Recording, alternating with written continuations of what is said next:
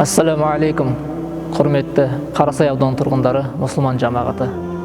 Алла тағала осы келіп жеткен ұлық мереке Құран айтымызды қабыл етсін. Осы берекелі күндерде баршамыздың жасайтын дұға тілектерімізді шалбаттан құрбандықтарыңыз қабыл болсын. Енді өкінішке орай баршаңызға мәлім, осы елімізде алған жағдайға байланысты, індетке байланысты биыл мешіттерде құрбан айт намазы оқылмайды. Сол сияқты бұрынғыдай мешіттерде жанында құрбандық шалынбайды. Бірақ та Алланың қалауымен қазір құрбан 2020 сайты іске қосылды.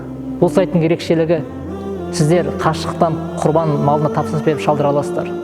Қарасай ауданы бойынша арнайы 3 орын бекітілді. Ол Алтын Орда базары, Абай ауылындағы Алтын Сақа базары және Жамбыл округіндегі Абдырасилов жеке серіктестігінің жанында қасапханада осы 3 орында құрбан шалуға болады, рұқсат етілген. Дегенмен мешіттердің есі жауып болғанымен құлшылық есіктер ашық, әрдайым жақсылық жасауға тырысайық. Мына барынша қойып атқан санитарлық талаптар сақтайық, құрметті ағайын. Тәнімізді, жанымызды таза ұстауға тырысайық. Алла өзінің рахымымен тезірек осы індеттен құтқарсын. Еліміздегі жағдай қалыпқа келсін. Ауырып жатқандарға Алла тағала шифа берсін. Марқұм болғанда да Алла тағала рахымын алсын. Тыныштығымыз, тәуелсіздігіміз мәңгілік болсын. Алла разы болсын.